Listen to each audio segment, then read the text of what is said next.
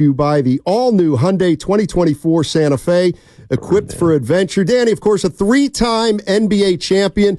Hey, thanks a lot for joining us, man. Appreciate it. Anytime, man. Thanks for having me. Yes, sir. I guess the big news, obviously, is Lakers eliminated. LeBron has an opt-out. What do you think's going to happen? I think everybody thinks they know what's going to happen. He's opting out and waiting and see what happens with Bronny. I think his opt-in date is after the draft, right? I think so, yes. You know, Bron's no dummy. He knows what he's doing. He's very smart. He's very calculated. So, you know, he's going to take his time with it. I don't think he's ready to retire. I think he wants to play with Bronny. And, you know, he's always a businessman. So if he's going to get that they're offering 3 years, he's going to take the 3 years. I don't know if he'll play all 3 years, but he'll take the 3 years. And, you know, he'll try to play with Bronny. Danny, let me ask you a question, because you obviously played the game at a high level. You know the dynamics of a locker room. I'm a diehard Warrior fan, and I'm bleeding every night that I'm watching playoff basketball that didn't include the Warriors. If they were to throw the kitchen sink at their problems, and let's just say, and I was telling my partner here, Kevin Durant was available, from what you see and what you know, and the fallout that, you know, obviously Kevin Durant had with Draymond Green, do you think that's water under the bridge, and Durant would look at the Warriors and say, you know what, I can still play with Draymond Green? Or do you think there's, you know, and I got you asking you to guess here, there's still something there to where Durant would be like, you know what, I'm not going back to play with Dre? I think that's water under the bridge. They're both older now. They're grown. I don't think those problems or those issues are that relevant anymore. And I think, you know, they want peace and they want to win. And I think they're both sacrificed for the greater good to do that. They know that there's a formula, a group that has made it happen. Usually don't see many groups. Very few, like big threes, work smoothly, or big fours or whatever. But, you know, with him there, they know they can win. They might go there. I don't know if he'll entertain it because, you know, of all the media and backlash he's got for going there in the first place, to go back again, I don't know if he want to handle it. You know, he's big into the media. He does his own podcast, and he obviously reads what's happening all around in Twitter, Instagram, all that. So, and I think he also wants to win on his own. You know, so I don't know if he'll go that route, but I don't think he'll be opposed to it because of the hostility they had in the past there. Danny Green joining us on 95.7 The Game. He's an Audacy NBA insider. He's also a three-time champion. As we look at the Warriors, a team that didn't make the playoffs, they've, for the first time kind of in their dynasty, Danny, you know, they've got some young players who are in their rotation. And now there's a school of thought of going out and get another veteran and maybe utilize some of your younger pieces to try to go get a big boy. I'll just throw a Durant out there. My feeling is, after watching the first round of the playoffs, the last thing I would want to do is get older. How would you navigate these waters for the Warriors, where they've already got an aging core, they've got young guys coming onto the scene? I mean, do you mortgage the future for a home run swing in the bottom of the ninth? How would you navigate? And that depends, you know, and that's a good reason why I'm not in the front office and don't have that job. You know, that's above my pay grade. But if it's me, there's two ways you can go about it. It's either start over and go young, or just ride out with your guys and go that route. So, you know, your core is getting older. You can capitalize with them by bringing in, I wouldn't say one to get older, because, you know, KD's not that old, but you can maximize the next 4 years with them, which I don't know if they have more than that left. But if they're going to be around for the next 3 or 4 years, you can maximize that group with a KD and still be a contender, you know? But for me, it's like keeping that foundation together. You can still win with them. You just have to find the right pieces around them to make them contenders. And they're definitely a playoff team if they stay healthy and the guys stay out of trouble. But they can, I don't know if they'll be in contention, but they will be if they get a guy like KD or another star. And ultimately, I think everybody wants to go younger. So if you could, you would go younger, but you want to keep those three around you. It's hard to do that with the piece. Like Kuminga's a good piece. I wouldn't want to let him go. But it's hard to find or get other superstars without having to give up a lot for it. Danny, you were known for your shooting, and so is Klay Thompson. His future is kind of up in the air. When you look at this Golden State Warrior team and shooting at a premium in the NBA, would you be shocked if the Warriors didn't go above and beyond to try to retain Klay Thompson as he currently is as a player right now in the NBA? Yeah, I wouldn't be shocked. Above and beyond, yes. I don't think they'll go above and beyond, but I think they will do what they need to keep him. He deserves it. He deserves to be there. I know he wants to be there. But yes, they should go. They should do right by him. But I said we don't know what that above and beyond is. Above and beyond for certain people is a different definition. But said I think they will do what they need to do with not overextending themselves to try to keep him. But yes, I would be shocked if they didn't try. If they just let him walk for nothing or didn't try pretty hard to keep him, I would be shocked. But I don't see them at this point going above and beyond for anybody outside of Steph. Insider calls are brought to you by the all-new Hyundai 2024 Santa Fe, equipped for adventure with capable features like available H-Track all-wheel drive and standard third-row seating. We're joined by Danny Green, three-time NBA champion. Let me throw this at you, Danny. Last couple years with Draymond Green have been kind of tumultuous. Obviously, he and Jordan Poole, and then he got suspended. It feels like for the first time, the Warriors are at least thinking about it. Seeing what's out there for Draymond. Steve Kerr had a quote at the end of the year where he said, Draymond, he knows that if he's not worth it anymore, we're going to try to move him. My question would be this. If Draymond Green were available, how many teams, knowing, Draymond's a little bit of a tricky one, how many teams do you think would be interested in Draymond Green? I mean, even though he comes with a lot, I think there'll still be a lot of teams. Teams need a defensive anchor. Teams need a guy like that, a motor. And he could change the whole dynamic of it. I could see, Lakers being interested. I could see a team like Memphis, teams that like hard-nosed guys, that can help you, not just your stuff on the court, but off the court, your young guys, keeping them straight and narrow. So I think there'd be quite a few teams that would like him. I don't know what kind of assets they would have to give up for him. I don't know if they want to do that, if they want to give up their younger assets for him. So that'd be a tough part, but I think a lot of teams would be interested.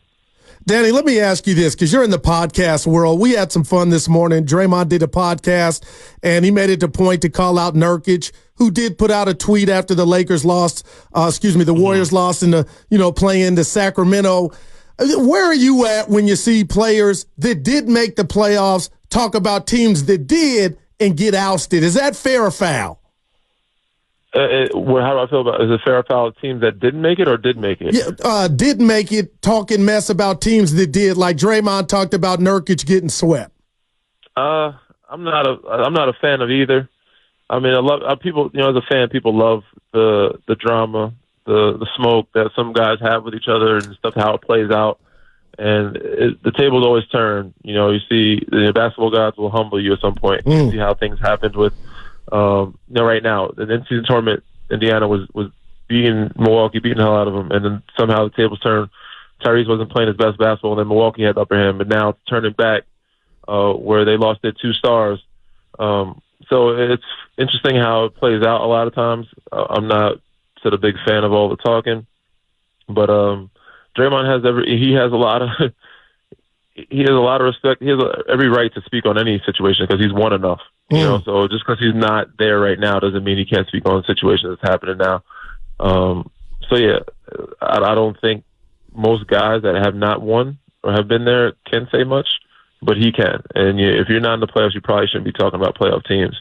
But there are some that's quick enough. I said Anthony Edwards last year wasn't in the playoffs, and Phoenix supposedly was talking a lot of smack to him. Now it's a different year, and now he has the upper hand. So it depends on who you are. Danny Green joining us on 95.7 The Game, three-time NBA champion. One of the kind of the talking points through the playoffs is just how impressive these young teams have been. Denver, although they're not the youngest team, but their core is still pretty young. Oklahoma City and Minnesota. I mean, are you as impressed with those three teams as kind of I am? And we were talking about the Warriors all season and whether or not, if they get in and they catch an Oklahoma City or a Minnesota, maybe with their pedigree, has the postseason shown you that maybe how real are these teams, I guess is what I'm asking. The postseason have definitely showed these teams are for real. And there was no some teams I want OKC in the first round. I don't think any of those teams that ended up, if it was Sacramento, Golden State, New Orleans, Lakers, I think they still would have won. They would have been a first-round exit regardless. Now it would have been easier than playing Denver, of course. But you got to take that. You got to give them some respect, man. And the way that they've performed, Minnesota, OKC, and Denver.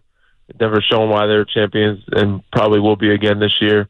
And those other two teams, that the reason why they were top of the West, like, they're for real, man. They're not to be taken lightly. So they've earned not only my respect, but I think the respect of the rest of the world. So, yes, I'm very impressed with how they handled business in the first round. The sweep from Minnesota, sweep from OKC, and Denver, damn near a gentleman's sweep. So those teams have done what they're supposed to do, and the West doesn't look as strong as it did when it was playing out toward the end of the season. Like, oh, the West is so stacked, man. You don't know who you're going to get in the first round. So it's going to be a tough matchup. Not to those top three teams. They didn't give a damn what people thought. They're like, no, those are 7-8 seeds for a reason, and we're going to show you why they're 7-8 seeds. Danny, I'm hearing you talk, and I just had this thought, and I don't want to put you on the spot, but if you were currently a free agent, would you want to sign with the? Yeah, there you go. Would you want to sign? Would you want to sign with the Golden State Warriors? Of course. I mean, that's a hell of a system. You know, I'm a shooter. I'm a defensive shooter. That's a system for where you get shooting. Like, why would you not want to play with a system where Steph's one of the best to do it in the world and set a table, not only shooting, but the system where they run up and down, they get a lot of threes up, and he knows how to find people, make people better. He had a lot of guys. I wouldn't say a lot of guys, but a good amount of guys have come through there and played their best basketball and shine brightly. You've seen him take certain guys and be like, oh, wow, this guy is really good. And then they go somewhere else. You're like, oh, what happened to him? Not saying that has happened to everybody. DiVincenzo had a resurgence there, played well. Now he's playing even great in New York. You've seen a bunch of dudes go there and play greatly. I'm drawing a blank here, but there was a big, I forget it, Festus Ezeli. Like, there's guys like that. You know what I'm saying? Who was the other big you guys had? You had a bunch of JaVale McGee. JaVale McGee. And JaVale's always good every go. But Zaza Pachulia. Zaza Pachulia. Like, those guys reinvent their careers there. You know what I'm saying? Like, they have come to light. And they seem like whoever they bring in always tends to play and do well and make them look really good in that system. So the competitor in me, because I competed against them so many years, I'm not, like, wanting to join forces with the team that I always lost to or had to beat, you know? So, but as a player, it's like, you know, in that type of system where I think I could do well. And yeah, I think a lot of people would love to play in a system as a shooter. Like, it's hard to turn down that opportunity to play with Steph and be a shooter in that system and get a lot of looks. But yeah, so I don't think many people would turn it down. So Danny, you made a joke about how you were a free agent, and like, I saw Blake Griffin just retired, and I was like, oh, I didn't even know he was still playing. Like, is there he played last year in Boston? But somebody else just retired who had been out of the league for a year or two. I guess my question is there Rondo? Yes, that's who it was. Is there a reason, like, you're not officially retired? Yeah, I mean, I was playing, and earlier this year I was with Philly in the beginning of the training camp, and my body's still fine, so there's nothing wrong with me. I'm still able and capable, and I've proven not only to other people but myself that I belong. So I'm going to keep doing it until it makes sense for me not to. And that may not be here. It may be somewhere else. You know, there's basketball all over the world. You don't have to just play here, you know, just to be, you know, an athlete or to be a professional basketball player. So I'll hang up when the time is right and when I'm done and I'm not able to play anymore, when I feel that I'm done with the game and I can step away from it. Right now, it has not happened yet. I said it's only been 6 months since I stopped playing. I stopped playing October, November when I was with Philly. So, yeah. We're rooting for you, Dad. Go ahead, Steph. What's your contract situation right now? I'm free agent, man. I'm open. So what? No contract. Like, how are you approaching this upcoming year? Like, is your agent talking to teams, or you know? I'm sure he will be when free agency happens. The season's over, so roster spots are full. There's no negotiations with jumping on teams. You can't jump on a team right now during the playoffs, but this summer something can happen. You can sign somewhere, and if not, you know, there's other opportunities, other places in the world, like you said. Or I can just full time go into media and decide, talk to my family, see what the next steps are. Do I want to travel somewhere? Do we want to go somewhere? Do we want to hang it up? That's the process of, you know, that happens for most guys, of making a decision when they want to, you know, stop doing it full time. Well, I hope, you know, if you end up signing with the Warriors, I hope you don't hold it against me that I'm a little skeptical of them getting older, but I'd make an exception for you, Danny. I appreciate you, man. I wouldn't hold it against you. Hey, Danny, let me ask you this. We're not even in the Western Conference Finals. I'm a fan, and I have not come to grips with what the refs They're swallowing the whistle. I think a game 2 in Philly where Maxey got fouled, but they didn't call the foul and the ball came out. New York won the game. Mm-hmm. Do you like it, and are you shocked that the league is kind of swallow the whistle? I like the physical play. I just like it to be more consistent. At the end of the game, I think it's important. I don't say you need to let it happen during that. Those are the most important parts of the game. They dropped the ball in that one, but I think they owed Philly one. They gave them a good game of refereeing game 3 or 4 when July 50. The tables turned a little bit. So there's been times where they swallowed the whistle on both sides and both ends. I'm not a fan of it in the last 2 minutes, but I do like the physical play. I'm not a big fan of the flopping and the antics, but the playoffs is what it's about. You've got to play good, tough basketball and be physical. So I just want them to be consistent with it. Hey, Danny, thanks as always, Appreciate man. Good luck this offseason. Hope to see you back in the NBA, and who knows, maybe this will be a weekly thing next year as you remember the Golden State Warriors. You never know. I appreciate you guys, man. Thank you. Hey, Danny, before you go, my partner and I are the odd couple, and I always dreamed and imagined if I had an NBA ring, I'd wear that bad boy all the time. You have 3. Do you wear yours when the playoffs come, or do you got them somewhere hid? I don't, man. They stay locked up. Okay, look at my guy. Sometimes I wear the pendants, depending on if I was playing or wearing them to arena, maybe. But no, I keep them locked up. Okay. I don't wear them. They're too big, too. They're ridiculously gaudy. It's hard to wear them and be normal in everyday life. Gotcha. Yeah, they hold a lot of weight. You're all class, Danny. You're a little different than my partner. Hey, thanks again. Really appreciate it, and hopefully we'll talk to you soon, man. Same, man. Appreciate you guys. All right, that was Audacy NBA.